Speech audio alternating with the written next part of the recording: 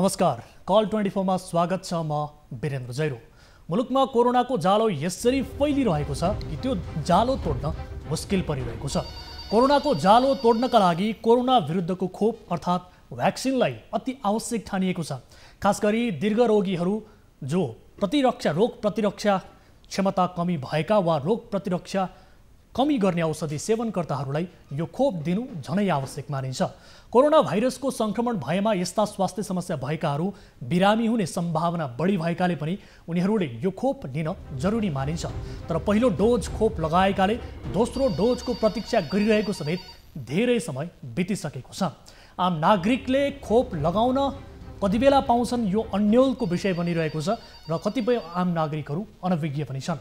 यो अवस्थामा ढिलै भए पनि बल्ल सरकारले चीन र अमेरिकाबाट 1 करोड खोप किन्ने तयारी थालेको छ। तर दुर्भाग्य उपलब्ध भएका खोप लगाउन पनि पावर र पहुँच चाहिने रहेछ। यस्तै भयो विराटनगरमा पनि उद्योगपति, नेता र मन्त्रीका आसेपासेहरूलाई मात्र कोरोना विरुद्धको खोप सुटुक्क दिएको थाहा पाएपछि विराटनगरमा स्थानीयले त्यसको चर्को विरोध नै गरेका छन्। विराटनगर 2-3 पैनी स्थित सिटी सिनेमा हल क्षेत्रमा कोरोना विरुद्धको दोस्रो डोज पहुँच बाललाई मात्र दिइएको सूचना पाएसँगै स्थानीय आफ्नो आक्रोशको बाँध थाम्न सकेनन्। स्थानीयले विरोध गरेको सूचना पाएपछि प्रहरी घटनास्थलमा पुग्यो र स्थानीयलाई सम्झाइ बुझाइ समेत गरेको थियो। विरोध पश्चात कोरोना विरुद्धको खोप लगाउन सुटुक्क त्यहाँ पुगेका उद्योगपति, नेता र मन्त्री निकटका आसेपासेहरू आफ्नो बाटो लागे। यतिखेर दोस्रो चरणको संक्रमण शिखरमा छ र खोपको अपरिहार्यता थप बढेको छ। यस्तो अवस्थामा सरकारी अनुदानको खोप बिना सार्वजनिक सूचना निजी संस्थामा गएर गोप्य रूपमा वितरण गरिनुलाई उचित मान्नै सकिन्न। आजको एपिसोडमा यस सम्बन्धीको विशेष रिपोर्ट पेश गर्नेछौँ र सम्बन्धित निकायसँग यसको जवाब लिने कोसिस गर्नेछौँ। यता मुलुकमा अक्सिजनको अभाव अझै कायम छ। अक्सिजन अभावकै कारण धेरै संक्रमितले आफ्नो ज्यान गुमाउनु परिरहेको पीडाबाट मुलुक गुज्रनु परेको छ। पोखरा स्वास्थ्य विज्ञान प्रतिष्ठानको कोभिड-19 अस्पतालमा बिहिबार मध्यरातदेखि बिहान 4 बजेसम्म अक्सिजन अभावकै कारण सुत्केरी महिला सहित 8 जनाले ज्यान गुमाए। तनहुका 3 जना, म्याग्दी पर्वत र स्याङ्जाका 1-1 जना गरी 8 जनाको ज्यान गयो। यसबाहेक अन्य व्यक्तिहरूले पनि त्यहाँ ज्यान गुमाइरहेका छन्। पोखरा स्वास्थ्य विज्ञान प्रतिष्ठान कोभिड-19 को उपचार गर्ने गण्डकी प्रदेशकै ठुलो सङ्घीय अस्पताल हो। यही अस्पतालमा 81 अक्सिजनको अभाव हुँदा रातभर दौडादौड चल्यो, तर पनि 8 जनाले ज्यान गुमाएका छन्। यो दुःखद रिपोर्ट पनि आजको संस्करणमा समावेश गर्नेछौँ। यस अलावा तपाईँ दर्शकहरूसँगको प्रत्यक्ष कुराकानीमा हामी जोडिनेछौँ।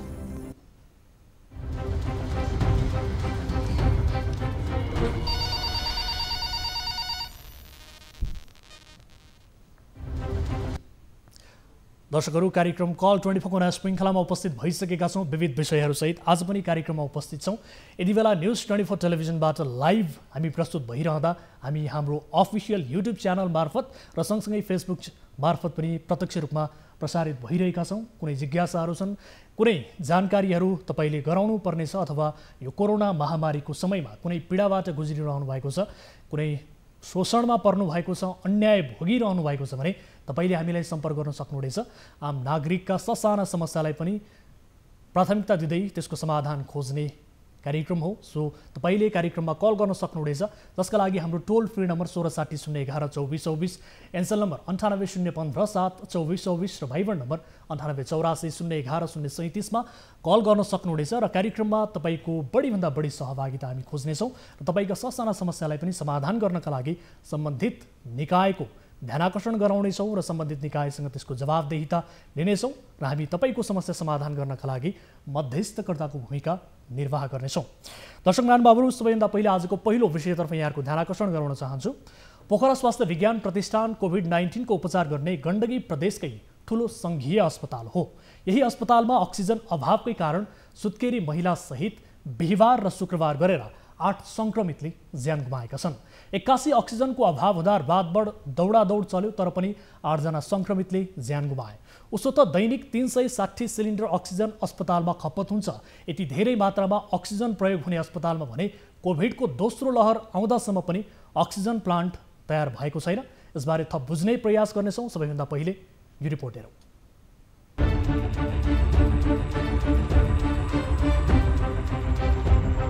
कोरोनाबाट बाँच्नका लागि अहिले मुलुकमा अक्सिजन अपरिहार्य बनेको छ। यही अक्सिजन नपाएर पोखरा स्वास्थ्य विज्ञान प्रतिष्ठान कोभिड-19 को उपचार गर्ने गण्डकी प्रदेशकै ठूलो अस्पतालमा बिहीबार र शुक्रबार गरेर सुत्केरी महिला सहित 8 जनाले ज्यान गुमाए। प्रतिष्ठान अन्तर्गत कोभिड डेडिकेटेड पश्चिमाञ्चल क्षेत्रीय अस्पतालमा उपचाररत तनहुका 3, कास्कीका 2, पर्वत, स्याङ्जा र म्याग्दीका 1 जनाले ज्यान गुमाएका हुन्। हाइफ्लो अक्सिजन दिएर राखिएका 4 जना सहित आइसियुमा उपचाररत संक्रमितको मृत्यु भएको हो। मृत्यु हुनेमा तनहु भानुनगरपालिका 11 की 25 वर्षीय सुत्केरी पनि छन्। शुक्रबार शल्यक्रिया मार्फत बच्चा जन्माएकी उनलाई हाइफ्लो अक्सिजन दिइएको थियो। आफन्तका अनुसार अस्पतालमा बिहीबार दिउँसैदेखि अक्सिजनको अभाव हुन थालेपछि राति स्वास्थ्य कर्मीले यसबारे जानकारी गराएका थिए। त्यसपछि संक्रमितका आफन्त राति नै पोखरा अक्सिजन ग्यास प्रणालीमा पुगे। कम्पनीले अस्पताललाई नियमित पठाइरहने संख्यामा अक्सिजन सिलिन्डर पठाएको बतायो। झण्डै आधा घण्टा जति अक्सिजन सुन्नेको अवस्थामा आयो। त्यति बेला राति 11 देखि 4 बजेको बीचमा 6 संक्रमितले ज्यान गुमाएका हुन्। जटिल किसिमका बिरामीहरू आएका छन् जसको अक्सिजन रिक्वायरमेन्ट एकदमै हाई छ। अक्सिजन रिक्वायरमेन्ट हाई भएको हुनाले त्यो अनुसारको फ्लो पुर्याउने घरिघरि कठिनाइ, बेला बेला समयमा कठिनाइ परेको हुनाले चाहिँ हामीलाई अलिकति काम गर्नलाई अवस्था कता कता जटिल हुन्छ कि भन्ने महसुस चाहिँ भएको छ। यता अस्पतालले अक्सिजन आउँछ भन्दा भन्दै संक्रमितको ज्यान गएको आफन्तले दुखेसो गरिरहेका छन्। यता 350 बेडको अस्पतालमा हालसम्म अक्सिजन प्लान्ट नै छैन। अस्पतालले वर्षेनी टेन्डर प्रक्रियाबाट अक्सिजन खरिद गर्छ। चालु आर्थिक वर्षमा पोखरा अक्सिजन ग्यास प्रणालीले टेन्डर पारेको छ। यो त्यही ग्यास उद्योग हो जहाँ क्षेत्रीय अस्पतालमा कार्यरत चिकित्सककै लगानी छ। अस्पतालले पोखरा अक्सिजनबाट प्रति सिलिन्डर 149 रुपैयाँमा खरिद गर्दै आएको छ। अस्पतालमा हाल 80 संक्रमितको उपचार भइरहेको छ। दैनिक 360 सिलिन्डर अक्सिजन अस्पतालमा खपत हुन्छ। यति धेरै मात्रामा अक्सिजन प्रयोग हुने अस्पतालमा भने कोभिडको दोस्रो लहर आउँदासम्म पनि अक्सिजन प्लान्ट तयार भएको छैन।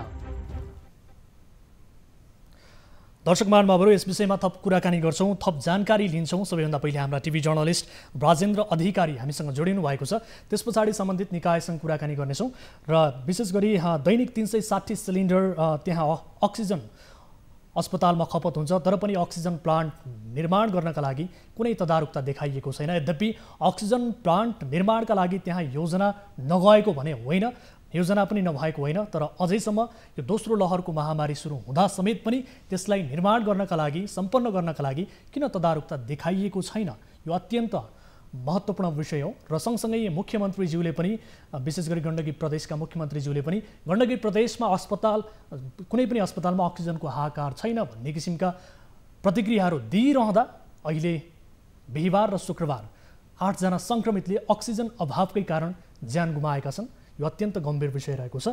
यसबारे हामी थप जानकारी लिन्छौँ। यति बेला हामीसँग टिभी जर्नलिस्ट राजेन्द्र अधिकारी जोडिनु भएको छ। राजेन्द्र, सुन्दै हुनुहुन्छ मलाई? हजुर, सुन्दैछु वीरेन्द्र सर। अब बिहीबार र शुक्रबार गरेर 8 जना संक्रमितले पोखरा स्वास्थ्य विज्ञान प्रतिष्ठानमा अक्सिजन अभावकै कारण ज्यान गुमाएका छन्। यस घटनाको बारेमा अलिकति बताउनुहोस् न। विशेष गरी अस्पतालले अक्सिजन आउँछ भन्दा भन्दै त्यहाँ संक्रमितले ज्यान गुमाएको भनेर आफन्तले समेत यति बेला दुखेसो गरिरहेको अवस्था छ। यस घटनाको बारेमा अलिकति विस्तृतमा बताउनुहोस् त।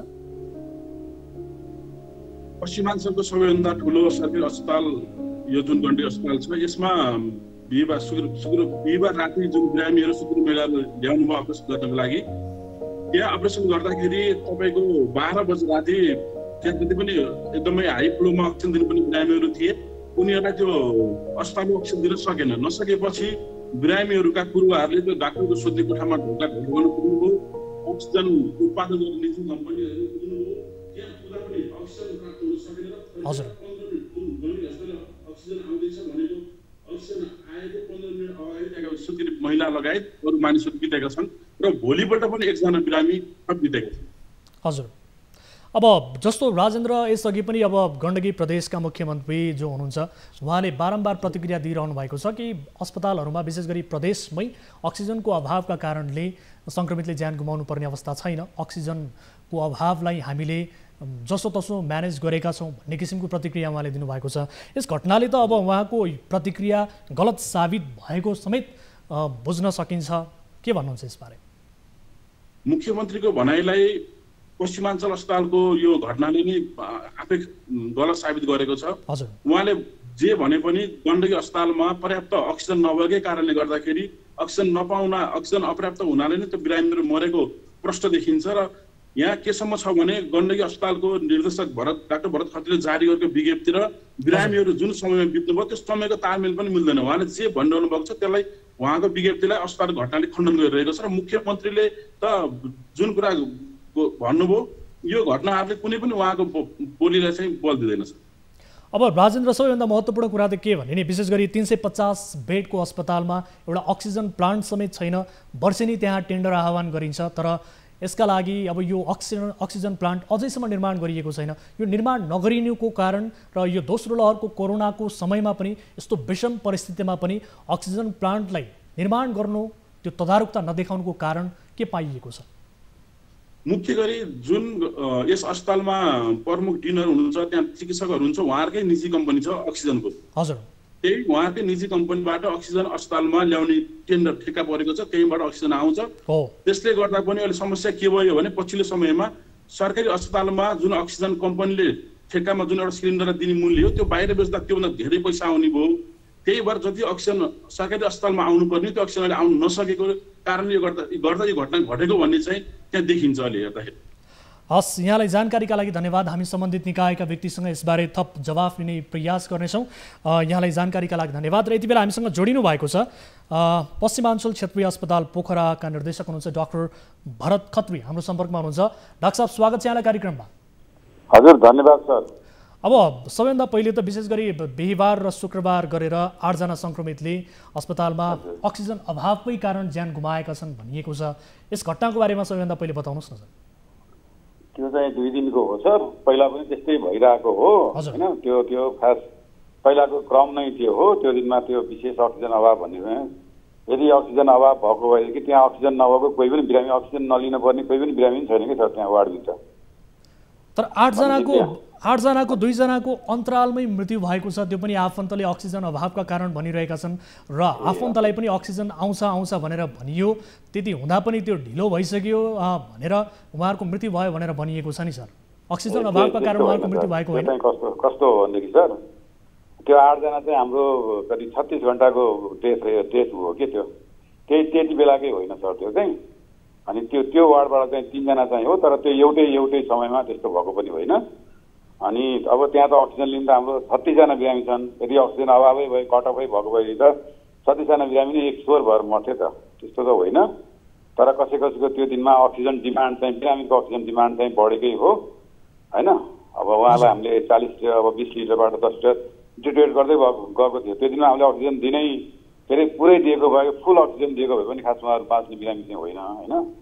तर अब त्यो दिनमा अक्सिजन सप्लाई कम भएको, त्यही पनि हामीले के अरे दुईटा ओसारेर भए पनि त्यहाँ अक्सिजन सप्लाई चाहिँ गरेकै हो, त्यसमा चाहिँ डाउट छैन। तर उहाँहरूको अक्सिजन आफै डिमान्ड भएको हुनाले जुन सप्लाईवाला अक्सिजन हो नि त्यो चाहिँ अलिकति नपुगेकै हो। अहिले पनि त्यस्तो बिरामी अलिक धेरै भयो। अब अक्सिजन डिमान्ड भएको हाई फ्लो अक्सिजन चाहिने अलिक 5-6 जना बिरामी भइदियो भनेदेखि हाम्रो अहिलेको एक्जिस्टिङ जुन पाइपलाइन हो त्यसले काम दिदैन कि। अब उहाँहरूको मृत्यु चाहिँ ती सङ्क्रमितको मृत्यु अक्सिजन अभावका कारणले भएन भन्ने तपाईँहरूको ठम्ब्याइ हो, तपाईँहरूको ठहर? हजुर, त्यो कोभिडकै कारणले गर्दा जुन कोभिड न्युमोनिया भयो उहाँ चाहिँ फर्स्टमा डिट्रिब्युट गरिराख्नु भएको थियो। पहिला 10 लिटरमा मेन्टेन गर्नुभयो, त्यसपछि 15, त्यसपछि 20, त्यसपछि 30 अनि त्यसपछि 40 लिटरसम्म हुनुहुन्थ्यो हैन। त्यसै डिट्रिब्युट हुँदै जानु भएको थियो। अब त्यो दिनमा चाहिँ अझ उहाँको अक्सिजन डिमान्ड चाहिँ बढ्यो, तर त्यो हाम्रो अहिले पाइपलाइन सप्लाईले 40 भन्दा माथि पुर्याउनै सक्ने खालकै छैन हैन। त्यो भएर त्यो उहाँहरू खास त्यो अक्सिजन सप्लाईको कारणले मात्रै मृत्यु भएको होइन, उहाँको आफ्नै रोगले गर्दाखेरि भएको हो खास। भनेपछि तपाईँको राति 11 बजेदेखि 4 बजेको बिचमा मात्रै 6 जना सङ्क्रमितले ज्यान गुमाएका छन्।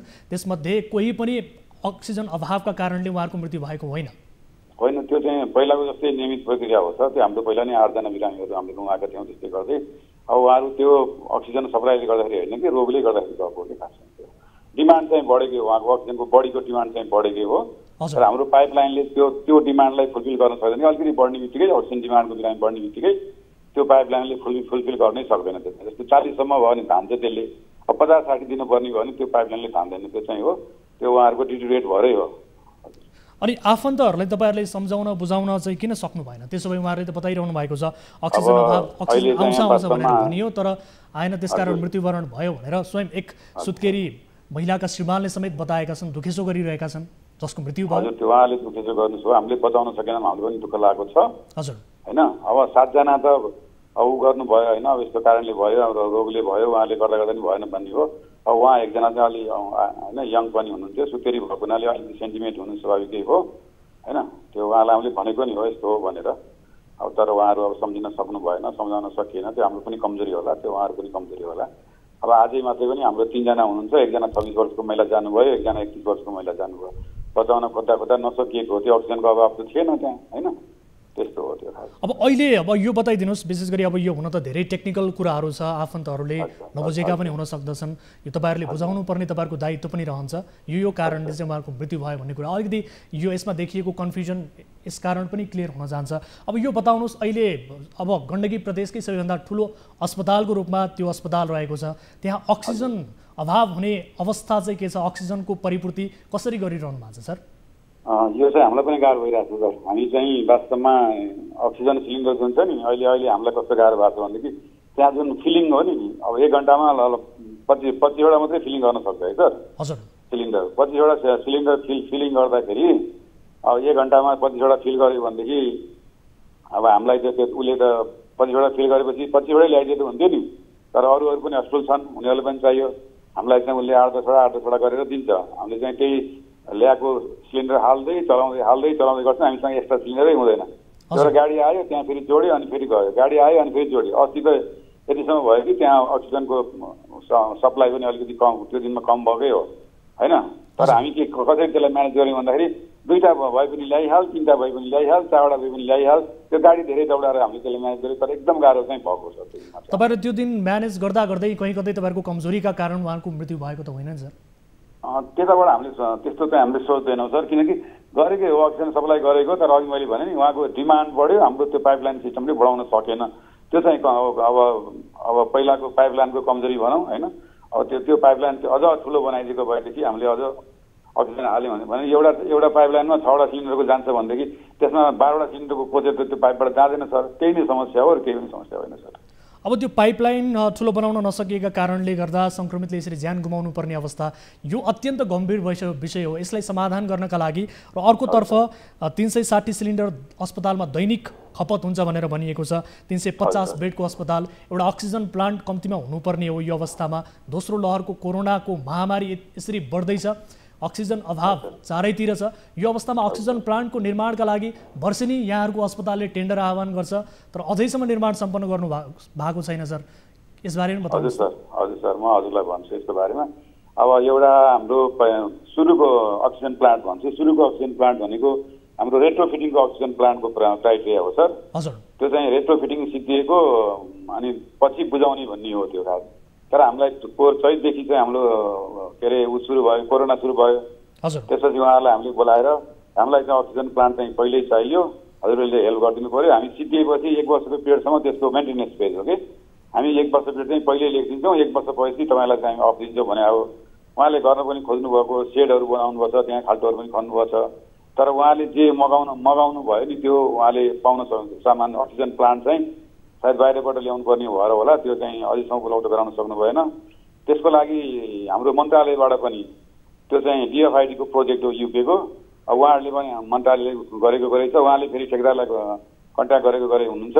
3-4 चोटि ठेकेदारलाई ताकेता पनि गरे मन्त्रालयले, त्यो लेटर पनि मलाई पठाएको छ मन्त्रालयले, हामी चाहिँ ताकेता गरेका छौँ। यो चाहिँ अन्तिम ताकेता हो भनेर फेरि त्यसमा पनि लेखिएको छ। ताकेता गरेको गएछ, त्यही पनि त्यो चाहिँ हाम्रो उसमा चाहिँ हुन सके चाहिँ अहिलेसम्म चाहिँ आएको छैन।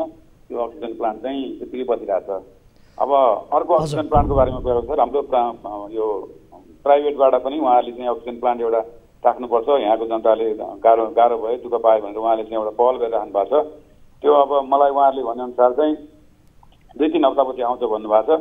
त्यसको लागि हामीले सेट बनाउनु पर्ने भएको छ। सेटको चाहिँ हामीले डिजाइन तयार गरिसक्यौँ। उहाँहरू आउनुभन्दा अगाडि हामी पाइपिङ र सेडिङ त्यो अक्सिजन प्लान्टको लागि सेट बनाउने काम चाहिँ हामी पुरा गर्छौँ।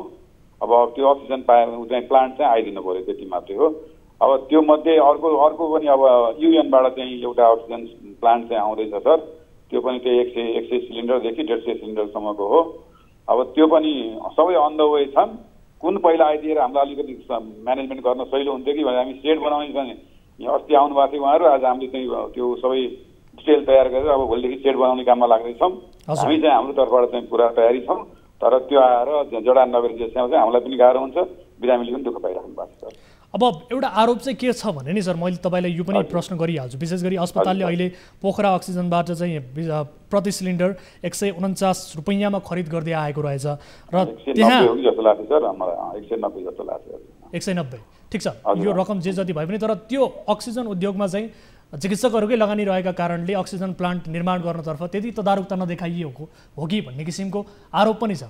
कसरी खण्डन गर्न चाहनुहुन्छ सर? यसलाई भनौँ सर, यसको ब्याकग्राउन्ड भन्नु हजुरलाई एकचोटि बताउनुहोस् न प्लिज। यो चाहिँ कस्तो कस्तो छ भन्दाखेरि त्यो अक्सिजन प्लान्ट जुन यो गण्डकी प्रदेशमै अक्सिजन प्लान्ट थिएन क्या सर पहिला है। हजुर। अनि त्यसपछि के भन्दाखेरि म त यहाँ पहिलेदेखि काम गरेको डाक्टर पुरानो डाक्टर यहाँ हुनुहुन्छ, त्यति बेला पोखरामा अक्सिजन नभएर भैरवबाट अक्सिजन ल्याउनु पर्थ्यो सर। हजुर। अनि जब हाम्रो चक्का जाम त निकाल्नु भइराख्ने के चक्का जाम के हुन्थ्यो नि, के नेपाल बन्द होइन, त्यो बन्द भएपछि हाम्रो अस्पतालको कुनै बन्द, अपरेसन सबै बन्द सर। कति सिरियस बिरामी अक्सिजन नपाएर त्यति बेला मरे, तर त्यति बेला बल्कमा नभएको हुनाले कसैले सोचेन। त्यसपछि हामीले के सोच्यौँ भन्दाखेरि अनि अर्को एउटा सिटी स्क्यान पनि थियो सर। सिटी स्क्यान पनि पोखरा नभएर सादा हेड इन्जुरी भयो भने त्यसलाई के भने हेलिकप्टर गरेर लैजानु पऱ्यो, पैसा भएकोले लैजानुहुन्थ्यो कि भनेदेखि अब एम्बुलेन्स बोकेर काठमाडौँ पुऱ्याउनु पर्थ्यो। त्यो दुईवटा चाहिँ एकदम टटकारो समस्या थियो त्यति बेला। त्यो टटकारो समस्यालाई चाहिँ हामी अब बाहिर हामीले पैसा उठाउनु खोजेको पनि हो। हाम्रो विनोद कास्को सर हुन्थ्यो, त्यसपछि बबिता म्याम हुन्थ्यो, उहाँहरू चाहिँ कसले यो अक्सिजन प्लान्टमा पैसा हालिदिन्छ, कसले यो सिटी स्क्यानमा पैसा हालिदिन्छ भने यहाँको प्रत्येक बिजनेसम्यानमा जानुभएको मलाई थाहा छ। लास्टमा कोही नपाएपछि होइन सरहरूले हाल्नुपर्ने भयो, नत्र भने अरूले कसैले हालिदिने भएन, बिरामीले पनि दुःख पाउने भयो, हजुरले पनि दुःख पाउनुहुने भयो भनेपछि हामी चाहिँ त्यसमा कन्भिन्स भएर आधा टोलीले हामीले सिटी पैसा हाल्यौँ, आधा टोलीले चाहिँ अक्सिजन भएपछि त्यसले यो पहिलाको पश्चिमाञ्चललाई भनौँ न अक्सिजन पुऱ्याइरहेको थियो। त्यो बाटो हो। अब त्यसलाई अहिले त्यही अक्सिजनले गर्दाखेरि हामी सबै बाँचिरहेको छौँ वास्तवमा म भन्छु।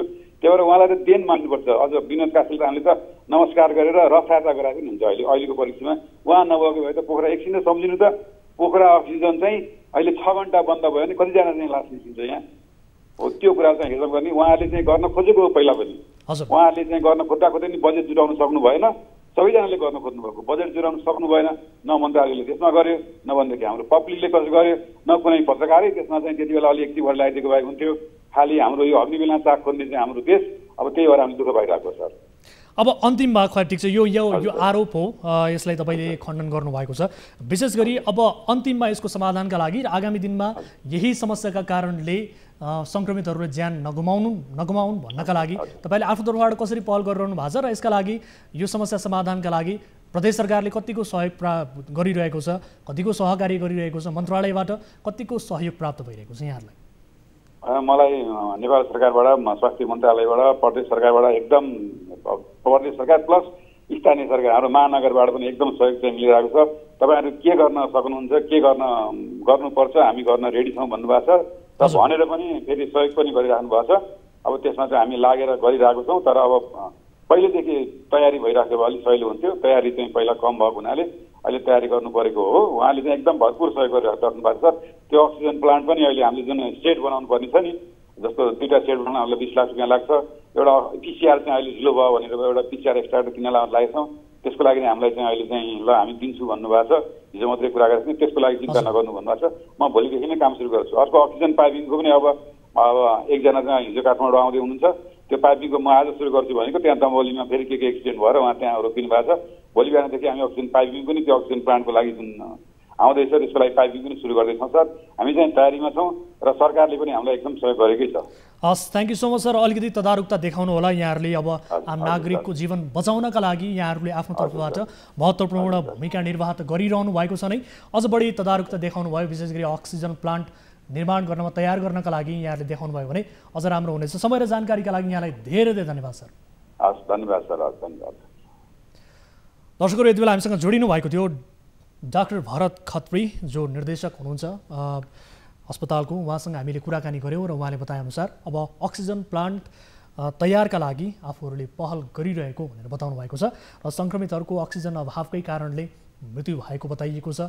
2 दिनको अन्तरालमा 8 जना व्यक्तिहरूले अक्सिजन अभाव भएकै कारण मृत्युवरण गरेको भनेर आफन्तहरूले बताइरहेका छन्। र यसबारे थप यति बेला हामीसँग जोडिनु भएको छ कोही स्थानीय दर्शक हुनुहुन्छ।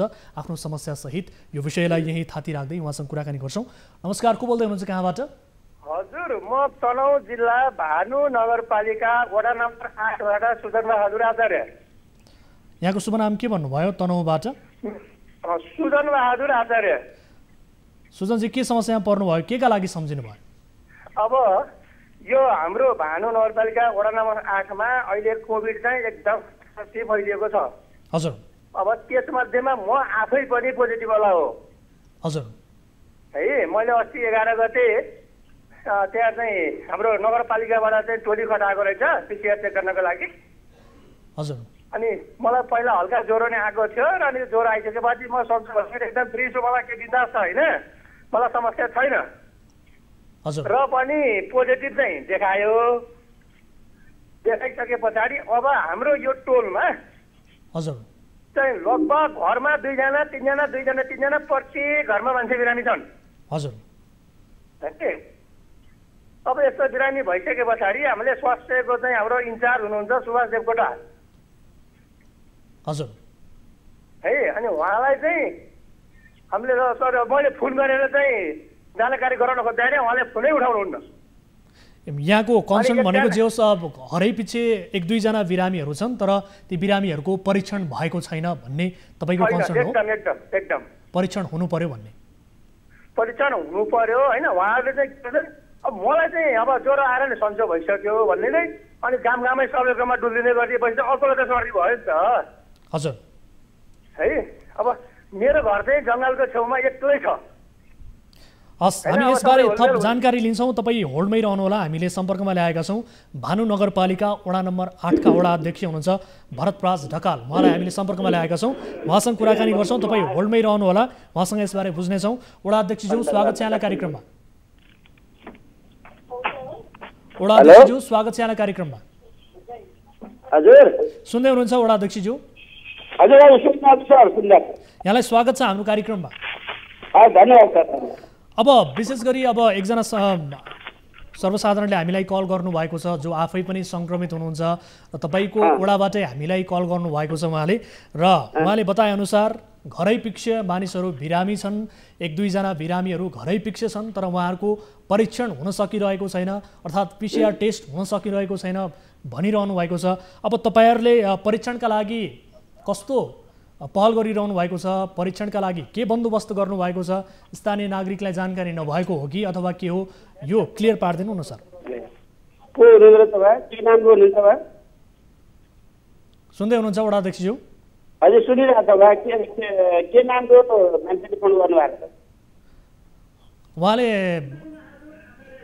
सुजन बहादुर आचार्य। हजुर हजुर हजुर सुजन बहादुर आचार्य हो।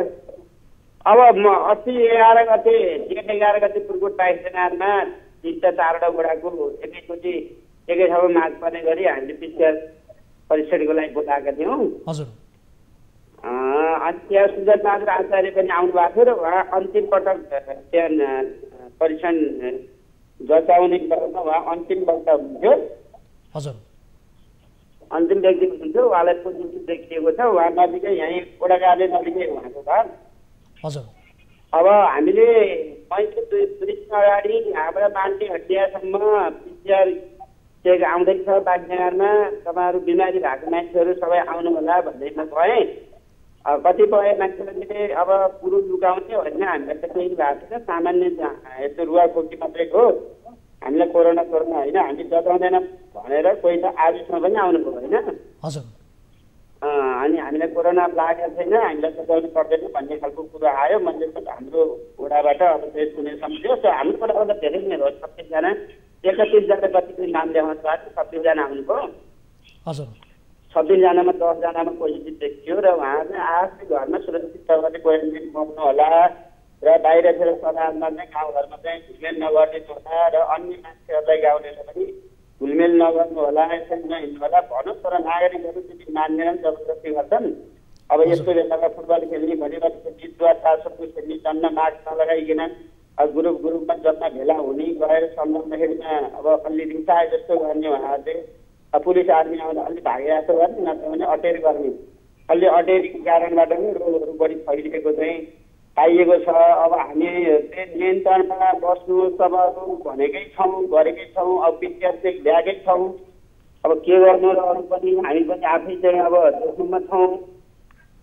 यसको अर्थ तपाईँहरूले परीक्षण गरि नै रहनु भएको छ, तर आम सर्वसाधारणलाई आह्वान गर्दा गर्दै पनि उहाँहरू परीक्षण गर्नका लागि आउनु भएको छैन। चाहनुहुन्न कतिपय बुझेको मान्छेहरू आउनुभयो। हजुर, जो मान्छेहरू पिउनुभयो उहाँहरू होइन परीक्षण चेक गर्नुपर्छ, गोडाले परीक्षण चेक दिएको छ नगरपालिकाले भनेर त्यो मान्छे सूचनाहरू आचार्य लगाएको मान्छे आउनुभयो, ठिक हो, धन्यवाद। कतिपय मान्छेहरू पनि बुझ्नु भएको छैन, पिक्चर गर्ने भने गराउनुहुन्छ, मान्नुहुन्न। हामीले अब अस्ति 11 गते काठमाडौँमा राख्यौँ, पहिले भन्सारमा अब 2 नम्बर 3 नम्बर वडामा राख्छौँ, पहिले कता राख्छौँ, अब पालै पालो हामीले राखिरहेका छौँ। अब वडा अध्यक्षज्यू घरै पिच्छे मानिसहरू बिरामी छन् भनेर भनिएको छ, यदि हुँदाहुँदै पनि उहाँहरू परीक्षण गर्न आउन मानिरहनु भएको छैन भनेर हाम्रो लगभग 950,000 रुपियाँ छ, त्यसमा सबै होइन। कहीँ कतै अब यो सचेतनामा कमी भएको हो कि तपाईँहरू एउटा स्थानीय सरकारको हिसाबले सचेतना जगाउने, मानिसहरूलाई जागरुक गराउने? सरकारलाई दोष लगाएर नागरिक आफू पन्छुमा टोको गर्न मिल्दैन, नागरिकहरूमा पनि फेरि कमजोरी छ। हजुर, अब ठिक्कै पुलिस आर्मी आउँदा उहाँहरू लुक्नुहुन्छ, अहिलेपछि मैले कतिपटक जुवाको खालोहरू उठाइरहेको छु, काठको खालोहरूमा गएर भनिरहेको छु, तर हामीले जनप्रतिनिधि गाउँकै मान्छेले डिक्टेट गर्नुहुन्न जनताले। अब तिमीको हो र तिमीको हो र हामी बनाएको वडा अध्यक्षको भन्ने जस्ता कुराहरू आउँछन्। पुलिस आर्मी आउँदा अलि डराए जस्तो गर्नुहुन्छ, तर त्यो जुन प्रवृत्ति छ खाडापनको प्रवृत्ति छ समाजमा ठिकै मान्नु कतिपय मान्छे, सबै होइन। हजुर, अब सबैलाई नभए भने केहीले त्यसरी बसिरहेका छन् भने अब यो त एकदमै छिटोभन्दा छिटो सर्ने देखिएको छ। दोस्रो लोहरको यो कोरोना, सेकेन्ड वेभको कोरोना अझ बढी सर्ने, धेरै मान्छेहरूमा फास्ट सर्ने किसिमको देखिएको छ। अहिले यो महामारीको अवस्थामा केही लक्षण देखिएका मानिसहरूले समेत टेस्ट नगरिदिँदा त्यहाँ सङ्क्रमणको जोखिम त झनै बढ्ने देखियो। यो जोखिमलाई तपाईँहरूले कसरी लिइरहनु भएको छ? त्यो त उहाँले अब हामीले त हेर्नु सचेतन गराउने हो, बाहिर ननिस्किनुहोस्, बाहिर ननिस्किनु भन्ने उहाँहरू नै सचेत नभइकन त रोग त भइदिन सक्छ नि। अब वडा अध्यक्षले अब मेयर साहबले गर्ने के हो, हामीले त बाहिर ननिस्किनुहोस् भनिरहेछौँ उहाँहरूलाई, उहाँहरूले लापरवाही गरिदिनुहुन्छ, त्यो त रोग त भइदिन्छ। तर अहिले त्यति लापरवाही छैन अरे हाम्रो वडामा। अहिले अस्तिदेखि 10 जनाको देखियो, त्यहाँदेखि त्यति लापरवाही छैन, अलिक सचेत नै हुनुहुन्छ। अहिले पानीले गर्दा अलिकति पानी आयो, म घुम्न पाएको छैन, अब घाम लागेर भोलि गर्दाखेरि प्रत्येक चिजले किनारीको घर जान्छु। उहाँहरूलाई सम्झाइरहेको छु, फोन मार्फत मैले सम्झाइरहेको छु, एउटा मेसेज पनि पठाइरहेको छु। हस्, अब विशेष गरी यो यदि यस्तो किसिमको नै सचेत हुनुपर्छ जस्तो लाग्छ। यदि के अब हामीहरूको त्यो ठिक छ, हामीदेखि कमजोरी हामीबाट भएको छ भने के गर्नुपर्ने थियो, हजुरले स्पष्टीकरण भयो, अझ आभार हुनेछ। अब वडा अध्यक्षज्यू विशेष गरी अब केही उपायहरू पनि अवलम्बन गर्न सकिन्छ। कतिपयले घर घरमै गएर पनि PCR परीक्षण गर्ने, कतिपय स्थानीय सरकारका प्रतिनिधिहरूले त्यो किसिमको अवधारणा पनि अवलम्बन गरिरहेका छन्। यदि स्थानीय मानिसहरू सर्वसाधारण आउन मानिरहेका छैनन् भने त्यसले वडामा बढाउन सक्ने जोखिमलाई नियन्त्रण त गर्नु पर्यो। यो नियन्त्रण गर्नका लागि तपाईँहरूले घर दैलो अभियान सञ्चालन गर्ने हो कि अथवा सम्बन्धित निकायसँग छलफल गरेर कसरी यसलाई समाधान गर्ने हो भन्ने उपाय चाहिँ निकाल्न सक्नुहुन्छ होला नि त?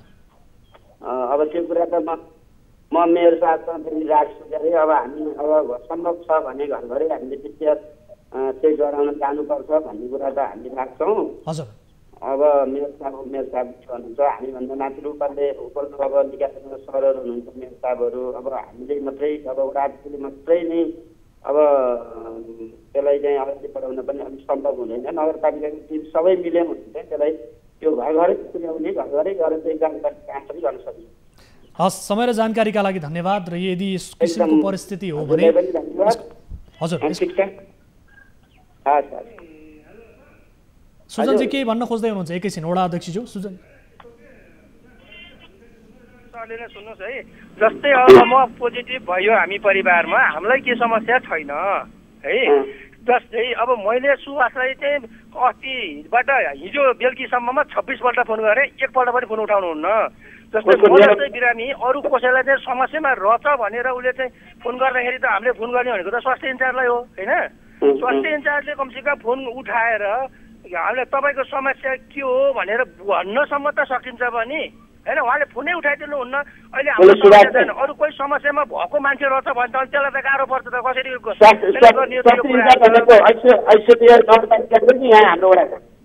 हाम्रो वडाको त सर यही हाम्रो सुवास सर हो नि, हाम्रो वडामा भएको होइन, सुवास हो नि। सुवासले कमसेकम हामीलाई चाहिँ काउन्सिलर गरेर ल है तपाईँहरू नआत्तिनुहोस्, अनि हामीले चाहिँ केही गर्नुपर्ने गर्छौँ, राय सल्लाह हामीले माथि माग्दैछौँ। यसो राय सल्लाह लिनुपर्ने दिनुपर्ने त हुने होइन र है होइन। उहाँले त हो नि त वास्तवमा पहिलो त्यो समस्याको समाधान गराउनु पर्ने त। हुन त हामीलाई केही समस्या छैन, हामीलाई कोरोना आएर पनि सन्चो भइसक्यो, पोजिटिभ देखायो, हामी चाहिँ खुसी छौँ। हामी खुसी छौँ, हाम्रो परिवार हामी एक ठाउँमा बसेका छौँ, हामी तलतिर गएका नि छैनौँ, हामी जाँदैनौँ होइन। सबै मान्छे एउटा पानी लिन हाम्रो घरमा आउनुहुन्थ्यो, अहिले पानी लिन आउनु भएको छैन। हामीलाई खुसी लाग्छ, किनकि उहाँहरू नआइदिएपछि हामीलाई टाढै सन्चो हुन्छ होइन। उहाँले बुझिसक्नु भएको छ वडा अध्यक्षज्यूले यो के भने कमसेकम स्वास्थ्यको इन्चार्ज भइसके पछाडि उहाँले जनताले गरेको फोन चाहिँ उठाएर भन्छ के समस्या हो भनेर समस्या बुझिदिने सकिन्छ भने समस्याको समाधान गरिदिने हो। जस्तै अस्ति शिवजी कुमाल पनि पोजिटिभ होला, शिवजी कुमालले चाहिँ गएर मान्छे लिन पठाउनु भएछ, सोमबहादुर कुमारलाई पठाउनु भएछ सुभाषकोमा, अनि उहाँले चाहिँ म जाँदैन जान्न त्यहाँ कोरोना आयो म त जान्न भनेर भनिदिनु भयो। त्यस्तो भन्ने होइन नि त सर। ठिक छ, म सुभाष सरलाई अब म आफै पनि सामाजिक अभियान्ता मान्छे, म सबैलाई चाहिँ सहयोग गर्दै हिँड्ने मान्छे भनेर होइन। मैले त यो मेरो लागि होइन कि मैले अरू जनताहरूलाई पनि सचेत गराउन खोजेको हो है। त्यसो भएर तपाईँहरूले अब कसरी कहाँ भन्नुहुन्छ, मैले अब किसान सरलाई फोन गरेँ, उठाउनु भएन, भगवती नेउपानेले उठाउनु भएन, रामबहादुर गुरुङले उठाउनु भएन। त्यसपछि प्रेम राणालाई मैले फोन गरेँ, प्रेम राणाले म नगरपालिकामा भनेर म कन्ट्याक्ट चाहिँ गराउँछु सर, नआत्तिनुहोस् भनेर मलाई आश्वासन त दिनुभयो क्या उहाँले चाहिँ। हस् वडा अध्यक्षज्यू, यहाँले बुझिसक्नु भएको छ सुजनजीले भन्न खोजेको कुरा र यो महामारीका बेला विशेष गरी स्थानीय सरकार छ भन्ने किसिमको आभास दिलाउनका लागि पनि यहाँहरूको दायित्व अझ बढी हुन्छ। स्थानीय नागरिकको यी यावत समस्याहरू र उनीहरूलाई जागरुक गराउने सवालमा तपाईँहरूको भूमिका अझ बढी हुनुपर्दछ। यो अवस्थामा यसतर्फ ध्यान दिइदिनु होला। समय र जानकारीका लागि यहाँलाई धेरै धेरै धन्यवाद। धन्यवाद। र सँगसँगै सुजनजी यहाँलाई पनि धन्यवाद दिन चाहन्छु, यहाँले आफ्नो स्वास्थ्यको पनि ख्याल गर्नु होला। धन्यवाद। हस्, धेरै धेरै धन्यवाद। दर्शकबिन अब लागौँ अर्को विषयतर्फ। यहाँहरूले हामीलाई कल गर्न सक्नुहुनेछ, रिपोर्ट प्रस्तुत गर्दै त्यो रिपोर्टसँग सम्बन्धित रहेर त्यसको जवाबदेहिता खोज्ने र सँगसँगै स्थानीय नागरिक जो आपद विपदमा पर्नु भएको छ उहाँहरूको फोन कल्सहरू लिने, भिडियो मार्फत अथवा टेलिफोन मार्फत लिएर त्यसको समाधान खोज्ने कार्यक्रमको अभिप्राय रहेको छ। उद्देश्य पनि यही हो। तपाईँले कल गर्न सक्नुहुनेछ 1660 011 2424 हाम्रो टोल फ्री नम्बर रहेको छ। यसै गरी एनटिसी नम्बर रहेको छ 98 84 011 037 र एनसेल नम्बर 98 015 7 24 24। तपाईँले जुनसुकै बेला पनि कल गर्न सक्नुहुनेछ। कार्यक्रम अवधिभर तपाईँको बढीभन्दा बढी सहभागिता हामी कार्यक्रममा खोजिरहेका छौँ र यो महामारीका बेला तपाईँमा परेका आपद विपदलाई समाधान गर्नका लागि हामी हाम्रो तर्फबाट मध्यस्थकर्ताको भूमिका निर्वाह गरिरहेका छौँ। अब लागौँ अर्को विषयतर्फ। पहिलो डोज खोप लगाएकालाई दोस्रो डोजको प्रतीक्षा गरिरहेको समेत यति बेला धेरै समय बितिसकेको छ। ढिलै भए पनि बल्ल सरकारले चीन र अमेरिकाबाट 1 करोड खोप किन्ने तयारी थालेको छ। तर पावर र पहुँच भएकाले सुटुक्क खोप लगाइरहेका छन्। यस्तै खोपहरूको हाहाकार भइरहेका बेला विराटनगरमा सार्वजनिक सूचना नै जारी नगरी गोप्य रूपमा केही व्यक्तिहरूलाई कोरोना विरुद्धको खोप लगाइएको छ। विराटनगर महानगरपालिकाको वडा नम्बर 2 मा शुक्रबार दिउँसो एउटा यस्तै रहस्य सार्वजनिक भएको छ। निषेधाज्ञाका बीच पनि विराटनगर महानगरपालिका वडा नम्बर 2 3 पैनीमा रहेको सिटी सिनेमा हल परिसरमा उद्योगपति, नेता र मन्त्रीका आसेपासेहरूलाई मात्र कोरोना विरुद्धको खोप सुटुक्क दिएको थाहा पाएपछि विराटनगरमा स्थानीयले त्यसको चर्को विरोध नै गरेका छन्। विराटनगरबाट टिभी जर्नलिस्ट तारा आचार्यले पठाएको यो रिपोर्ट हेर्नुहोस्।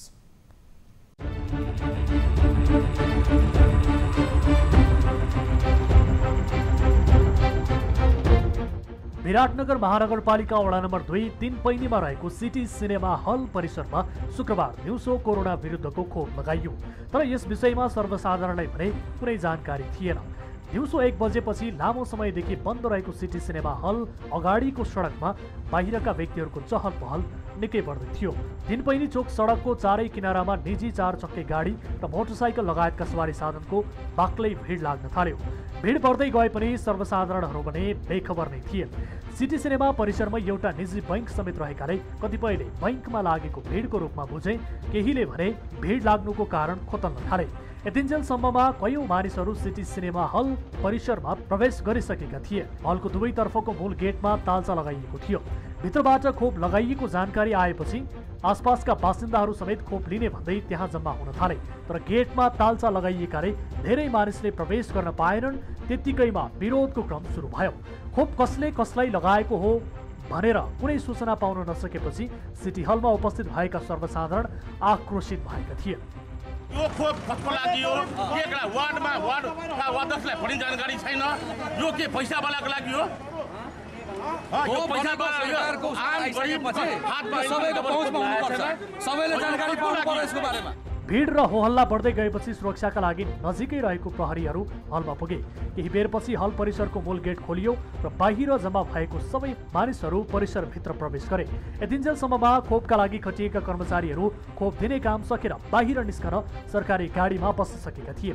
त्यस्तो अवस्था भेटेपछि स्थानीय युवाहरूले कसको आदेशमा कसलाई खोप दिन आएको भन्दै प्रश्न समेत गरे, तर खटिएका कर्मचारीले कुनै प्रतिक्रिया दिन मानेनन्। उनीहरूले आफूहरू खटिएको कर्मचारी मात्र भएकाले सबै जानकारी नहुने जवाब दिएका थिए। सञ्चारकर्मीहरूले समेत सो विषयमा जिज्ञासा राख्दा खटिएकाहरूले केही पनि जानकारी दिन मानेनन्। भिड र होहल्ला बढ्दै गएपछि केही बेरमै प्रहरीको थप बल आइपुग्यो र स्कटिङ गरेर खोपका लागि आएको 19365 नम्बरको सरकारी गाडी र कर्मचारीलाई बाहिर पठायो। सो विषयमा प्रतिक्रिया राख्दा विराटनगर महानगरपालिकाका स्वास्थ्य सम्बन्धी जिम्मेवार कर्मचारीहरूले आफूलाई खोपको विषयमा कुनै जानकारी नभएको बताएका छन्। विराटनगर 2 का वडा अध्यक्ष कुमार पोखरेलले आफूलाई समेत खोप लगाउने विषयमा कुनै जानकारी नभएको बताए। कतिपयले उद्योग संगठन र मोरङ व्यापार सङ्घको अगुवाईमा प्रदेश सरकारबाट उपलब्ध गराइएको खोप केही विशेष व्यक्तिहरूलाई लगाइएको दावी गरेका छन्। यद्यपि उद्योग संगठनका अध्यक्ष सुयस प्याकुरेलले समेत आफू त्यस विषयमा जानकार नरहेको बताएका छन्। यता सामाजिक विकास मन्त्रालयको अनुमति बिना खोप लगाउन नपाउने नियम छ र सामाजिक विकास मन्त्री उषा कलारबाईले भने स्वास्थ्य कार्यालयबाट मन्त्रालयका कर्मचारीलाई दोस्रो डोजको खोप लगाउनका लागि लगिएकोमा समेत चौतर्फी विरोध भएको थियो। दर्शक महानुभावहरू, मुलुकभर खोपको हाहाकार छ, तर विराटनगरमा देखिएको यो दृश्यले पैसा र पावर पहुँचका आधारमा खोप लगाउन पाइन्छ भन्ने दृष्टान्त यति बेला पेश गरेको अवस्था छ। यसबारे थप कुराकानी गर्ने कोसिस हामी गरिरहेका छौँ। विशेष गरी शुक्रबार दिउँसो कोरोना विरुद्धको खोप लगाउने क्रममा स्थानीय नागरिकले त्यहाँ विरोध गरेपछि त्यहाँ खोप लगाउने कार्य बन्द गरिएको थियो र निषेधाज्ञाका बीच पनि त्यहाँ रहेको सिटी सिनेमा हल परिसरमा यसरी मानिसहरू जम्मा भएर खोप लगाउन थालेपछि स्थानीय नागरिकहरूलाई यस विषयमा थाहा समेत थिएन र सम्बन्धित निकायले सूचना नै दिएको थिएन, कुनै सूचना पनि थिएन। त्यति हुँदाहुँदै त्यहाँ उद्योगपति, मन्त्री निकटका व्यक्तिहरूलाई मात्र जोसँग पावर छ, जोसँग पहुँच छ, ती नागरिकका लागि, ती मानिसहरूका लागि खोप लगाउनका लागि भनेर दिइएको छ। र फ्रन्टलाइनरका लागि विशेष गरी अहिलेको आवश्यकता भनेको जो फ्रन्टलाइनरहरू छन् ती मानिसहरूलाई खोप अति आवश्यक छ। यो महामारीका बेला फ्रन्टलाइनमा खटिने जति पनि व्यक्तिहरू हुनुहुन्छ उहाँहरूलाई खोप अपरिहार्य छ र फ्रन्टलाइनरहरूले समेत खोप लगाउन नपाइरहेको परिस्थितिमा यसरी मन्त्री निकटका व्यक्तिहरू, उद्योगपतिहरूले पावरका आडमा खोप लगाउन पाइरहेका छन्, जसको विरोध यति बेला स्थानीयले गरिरहेका छन्। यो विराटनगरमा देखिएको दृश्य। यसबारे हामी थप जानकारी लिन्छौँ। यति बेला हामीसँग मोरङ जिल्लाका प्रमुख जिल्ला अधिकारी कोशहरी निरौला जोडिनु भएको छ। सिडिओ साहब, स्वागत छ यहाँ कार्यक्रममा। धन्यवाद सर। सरको आवाज अलिक ठुलो भयो भने म सुन्छु होला। हस्, म अलिकति यहाँलाई सुन्ने गरी बोल्ने प्रयास गर्नेछु। विशेष गरी जुन शुक्रबार यो सिटी सिनेमा हल परिसरमा जुन दृश्य देखियो, यो दृश्यबारे अलिकति बताउनुहोस् न सर। स्थानीय नागरिकले विरोध गरे, स्थानीय नागरिकलाई खोप लगाउने बारे पनि जानकारी छैन। त्यहाँ उद्योगपति, मन्त्री निकटका व्यक्तिहरूले आएर खोप लगाउन थालेपछि स्थानीय नागरिकले त्यसको विरोध गरे। यो घटनाको बारेमा अलिकति बताउनुहोस् त सर, के भएको रहेछ? यसको बारेमा म पनि अनभिज्ञ हो। हुन त म प्रमुख जिल्ला अधिकारी, जिल्ला खोप समितिको अध्यक्ष पनि हो। हजुर, त्यहाँ कहाँ लाउने, कसरी लाउने, कहिले लाउने भन्ने मेरो बारेमा मलाई थाहा थिएन। यहाँलाई जानकारी मैले त सम्बन्धित त्यहाँको वडा अध्यक्षले यस्तो छ, के भएको हो भनेर थाहा भनेपछि मात्रै थाहा पाएको विषय हो एउटा। दोस्रो विषय चाहिँ यो खोप कसरी गयो भनेर पछि बुझ्दै जाँदाखेरि मुख्यमन्त्री कार्यालयका केही कर्मचारी साथीहरूलाई लगाउने गरी भनेर चाहिँ गएको भन्ने बुझियो, तर त्यहाँ उद्योगपतिहरूलाई लगाएको भन्ने चाहिँ बुझ्न आएन। मैले हुन त नाम सबै मागेको छु, विवरण पठाउनुहोस् भनेर मागेको छु। विवरण आएपछि थाहा होला। कम्तीमा 150 जना जति मान्छेलाई लगाइयो भन्ने पनि बुझ्न आएछ। कतिजना कसरी लगाएको छ त्यसको बारेमा मैले बुझ्नुपर्छ। तर जसरी आएको छ, अब अहिलेको अवस्थामा मोरङ जिल्लामा 66,000 मान्छेले पहिलो चरणको खोप लाउनु भयो। दोस्रो चरणको खोप लाउनेको संख्या करिब 11,000 छ। बिचमा 55,000 मान्छेहरू दोस्रो खोप लाउन पर्खिरहनु भएको छ। स्वाभाविक रूपमा सबै मान्छेले खोप लाउन चाहनु अहिलेको अवस्थामा स्वाभाविक हो। यस्तो बेलामा अब भनौँ न त्यसरी थाहा नभइकन अथवा केही मान्छेहरूलाई मात्रै गरियो भने त अलिअलि समस्या त आउने नि पक्का पनि हो, त्यसो नआउने भन्ने कुरै भएन। खोपलाई हाम्रो मापदण्ड छ अथवा हाम्रो चाहिँ क्याटेगोरी छ, क्याटेगोरी बमोजिमै क्रमशः लगाउँदै गयो भने सहज हुन्छ। अब अहिले देखेको कुरा चाहिँ त्यति हो। मैले बुझेको चाहिँ मलाई थाहा थिएन, यसको बारेमा थाहा थिएन। पछि साधारण नागरिकहरूले जानकारी गराएपछि हामीले सुरक्षा पठाएका हो। त्यहाँ सुरक्षा भन्दा पनि के भइरहेछ कसरी भन्ने किसिमले पठाएको थियौँ। अब पछि त्यसबारे सबै डिटेल जानकारी आयो। सिडिओ साहब, अब यो विशेष गरी तपाईँले जानकारी छैन भनेर त तपाईँले भन्नुभयो र सँगसँगै यो जुन गतिविधि देखियो यसले त सरकारको निर्देशनको ठाडो उल्लङ्घन पनि भयो र सबैभन्दा पहिले फ्रन्टलाइनरहरूलाई, त्यस पछाडि वृद्ध दीर्घरोगीहरूलाई लगाउन बाँकी नै छ। त्यसमाथि यसरी गुपचुप रूपमा तपाईँलाई समेत एउटा प्रमुख जिल्ला अधिकारी ज्यूलाई समेत जानकारी नदिइकन यसरी लगाइनु यो अत्यन्त गलत भएको छ। तपाईँले सम्बन्धित निकायसँग यसको जवाफ लिनुभएको होला, के भन्छ सम्बन्धित निकाय? अहिलेसम्मको प्रारम्भिक रिपोर्ट के प्राप्त भएको छ?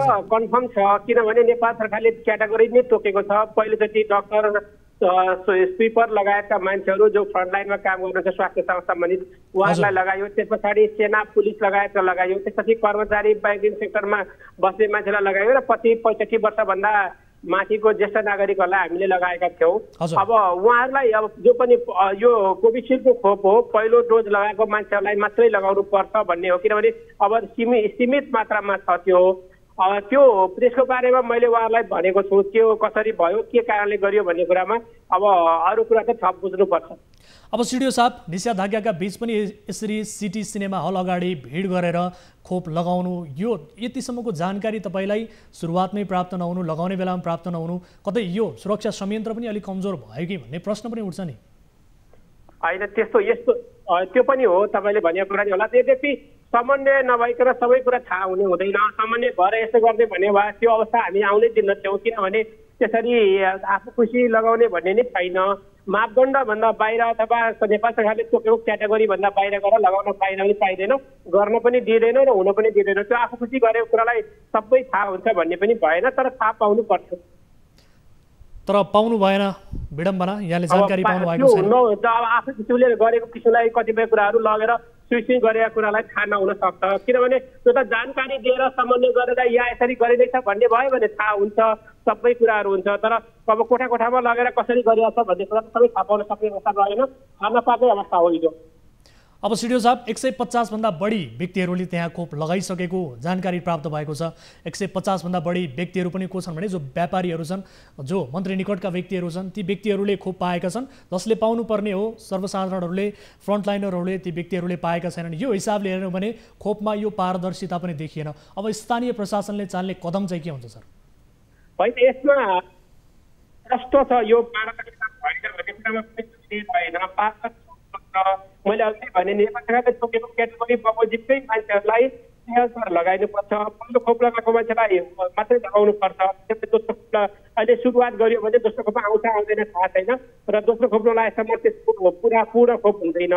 त्यसो हुँदाखेरि यो गलत भएको छ। यसमा हामीले अब जो साथीहरू हुन्छ उहाँहरूलाई जानकारी पनि गराएको छौँ। यसरी समन्वय नगरिकन आफू खुसी र क्याटेगोरी नतोकिकन गर्नु हुँदैन भनेर उहाँलाई जानकारी पनि गराएको छौँ। त्यो अनुसार गर्न लगाउँछौँ पनि।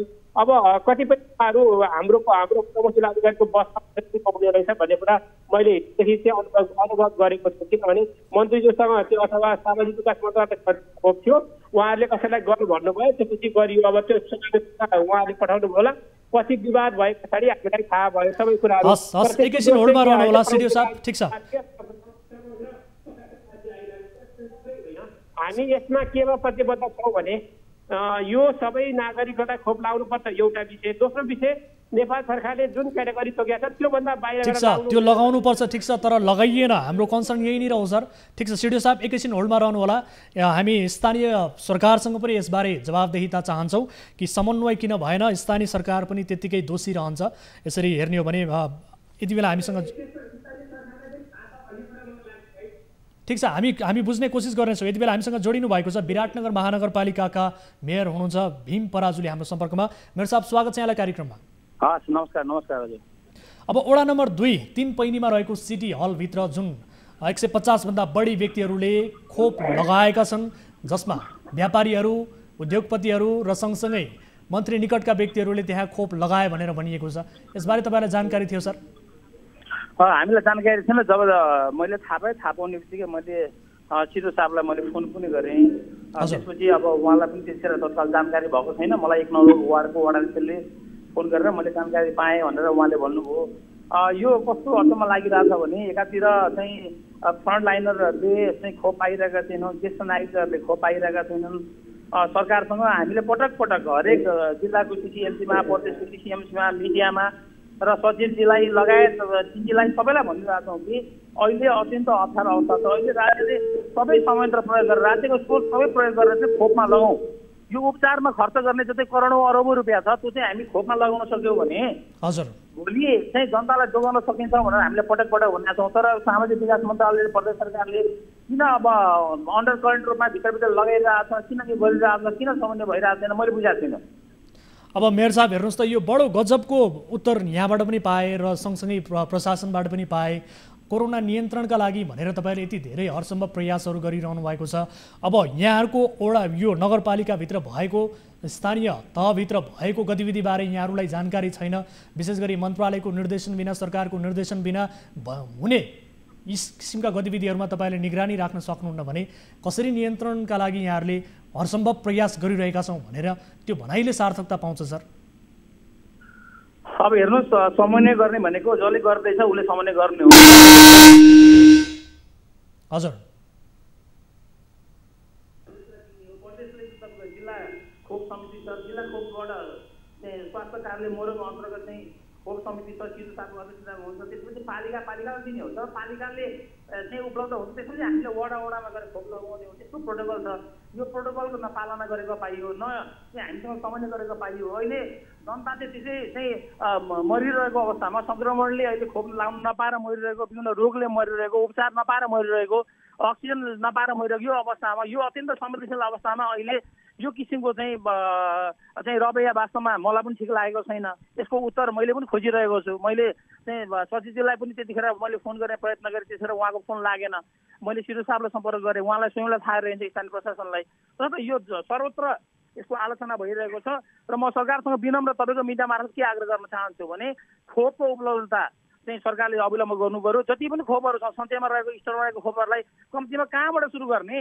दुर्गमबाट सुरु गर्ने, दुर्गमबाटै सुरु गरेर फ्रन्ट लाइनरलाई, ज्येष्ठ नागरिकबाट सुरु गरौँ। हामीसँग केही उपलब्ध खोपहरू छ। यदि उपलब्ध खोप छैन भने राज्यले लिएर आउनको लागि चाहिँ कसरी चाहिँ त्यो एउटा डिप्लोमेसी प्रयोग गर्ने हो? नि क्षेत्रलाई दिने हो कि त्यसको तयार छ? स्थानीय पालिकाले होइन, हामी सक्दैनौँ, सङ्घले सक्दैन, प्रदेश सक्दैन भने हामीलाई भन्नु पर्यो हामी सक्दैनौँ। हामी सबै विकासबाट कामहरू सबै कटौती गरेर सबै खोपमा लगाउँछौँ। जनतालाई मेयर साहब एकैछिन मैले तपाईँलाई रोकिहालेँ। विशेष गरी यो निषेधाज्ञाको बिचमा त्यहाँ एउटा सिनेमा हलको अगाडि प्राइभेट गाडीहरू पार्किङ हुन्छन् र त्यहाँ भक्काभक खोप लगाइन्छ र सँगसँगै 150 भन्दा बढी व्यापारीहरूलाई खोप लगाइन्छ। यसबारे मेयर साहबलाई पनि थाहा हुँदैन, त्यहाँको स्थानीय प्रशासनका जो हुनुहुन्छ प्रमुख जिल्ला अधिकारीज्यूलाई पनि थाहा छैन, प्रशासनलाई पनि थाहा छैन, स्थानीय सरकारलाई पनि थाहा छैन। अब जानकारी कसलाई हुन्छ, कसको सेटिङमा लगाइएको रहेछ, यसको पछाडि कसको हात रहेछ, यसबारे केही खोजी नीति गर्नुभयो सर यहाँहरूले? खोजी गऱ्यौँ हामीले चाहिँ। अब त्यो चाहिँ सामाजिक विकास मन्त्रालय अन्तर्गत चाहिँ लगाएको भन्ने कुरा हाम्रो जानकारीमा छ। पछि थाहा पाउँदाखेरि विभिन्न सञ्चार माध्यममा यो कुरा आएको पनि छ र हामीले त्यसको चाहिँ खण्डन पनि गरेका छौँ। वास्तवमा यो विरोध पनि गरेका छौँ। यो गलत हो।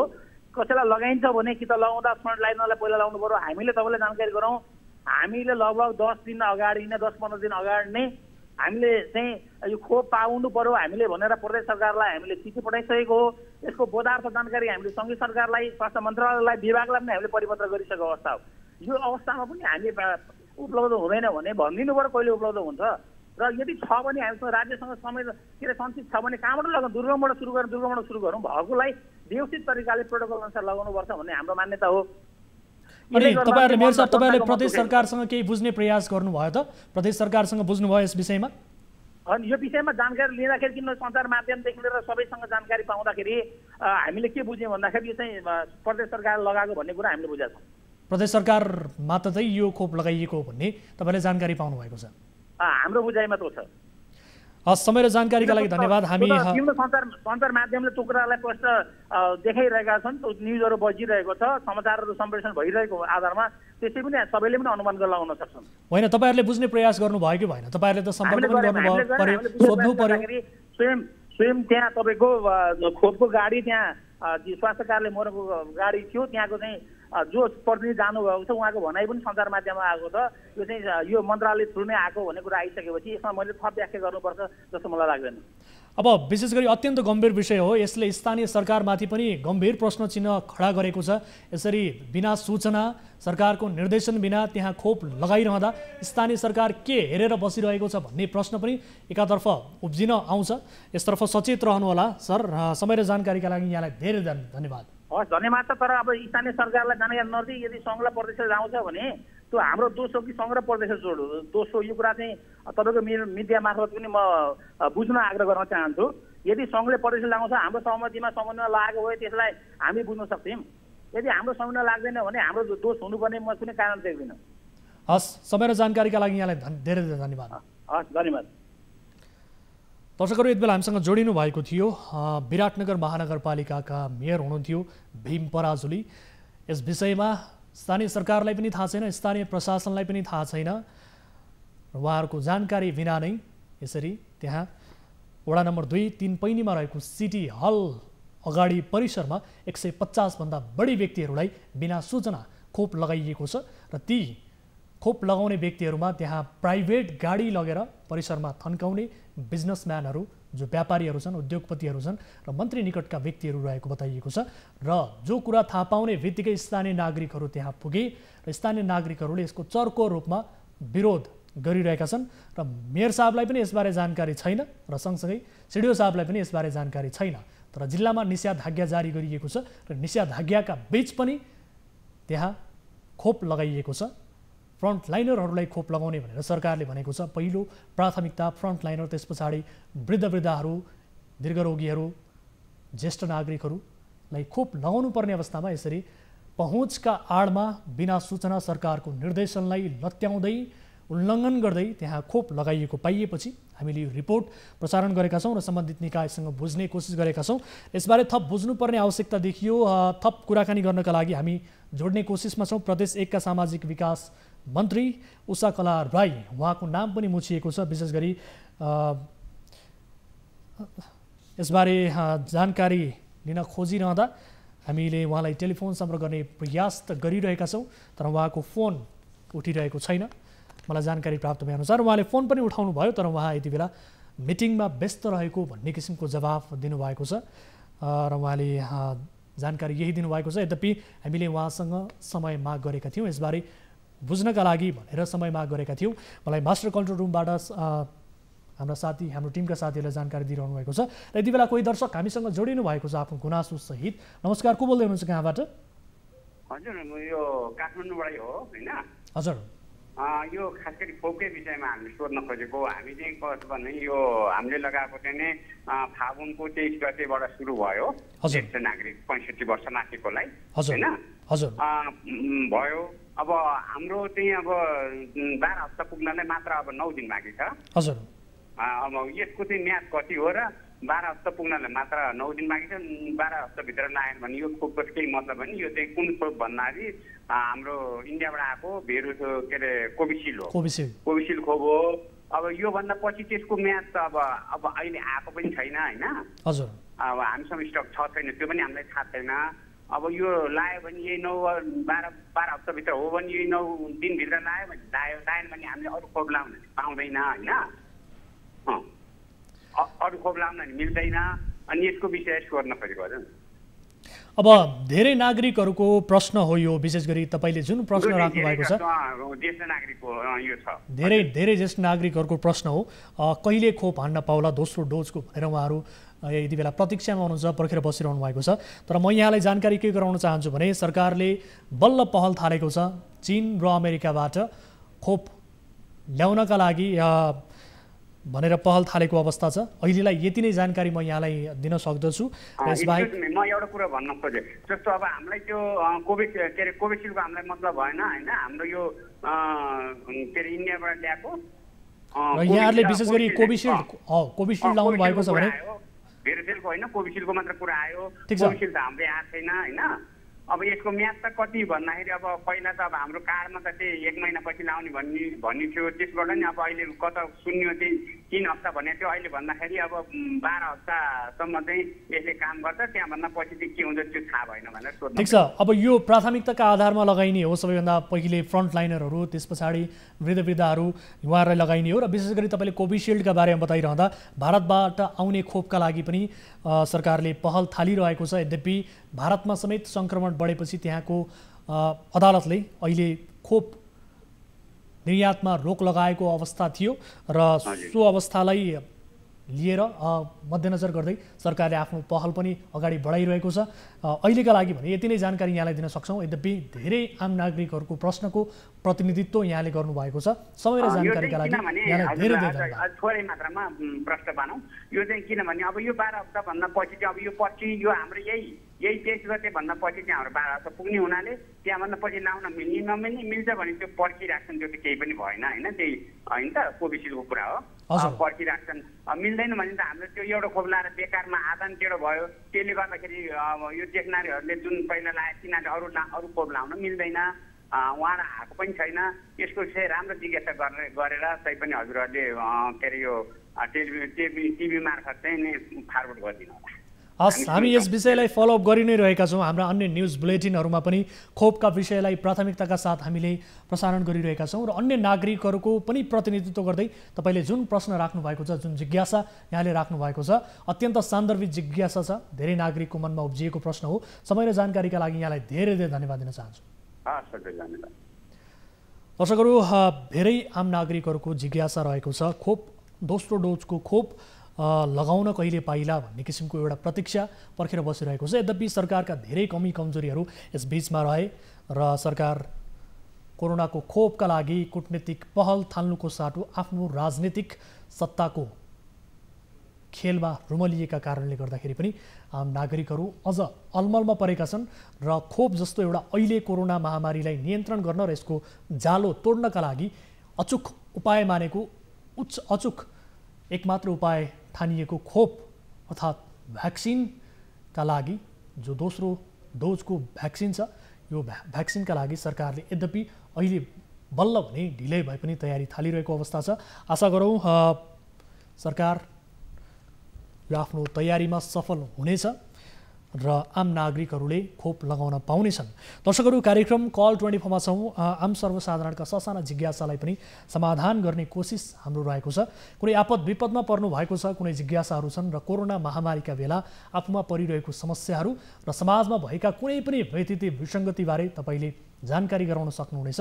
र विशेष गरी पछिल्ला श्रृङ्खलामा हामी कोरोनासँग सम्बन्धित रहेर यसको नियन्त्रण व्यवस्थापनमा देखिएका विसङ्गति विकृतिका विषयमा बढीभन्दा बढी केन्द्रित रहेका छौँ र यसबारे केही जानकारी पाउनु भएको छ भने तपाईँले हामीलाई विभिन्न माध्यमबाट सम्पर्क गर्न सक्नुहुनेछ। हाम्रो टोल फ्री नम्बर 1660 011 2424, यसै गरी एनसेल नम्बर 98 015 72424 र भाइबर नम्बर 9884 011 037 मा तपाईँले कल गर्न सक्नुहुनेछ र सँगसँगै हामीलाई भाइबर र वाट्सएप मार्फत आफूसँग भएका जति पनि तथ्य दशी प्रमाणहरू छन् ती प्रमाणहरू पठाउन सक्नुहुनेछ, भिडियो प्रमाणहरू पनि पठाउन सक्नुहुनेछ र त्यसका आधारमा हामी सम्बन्धित निकायसँग त्यसको जवाबदेहिता लिनेछौँ र समाजमा देखिएका व्यतिथि विसङ्गतिलाई निराकरण गर्नका लागि तपाईँ हामी सहकार्य गर्नेछौँ भन्दै आजका लागि कार्यक्रमको निर्धारित समय सकिएको छ।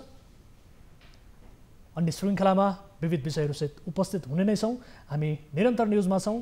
कोरोनाको मापदण्ड पालना गर्न नबिर्सिनुहोला। नमस्कार।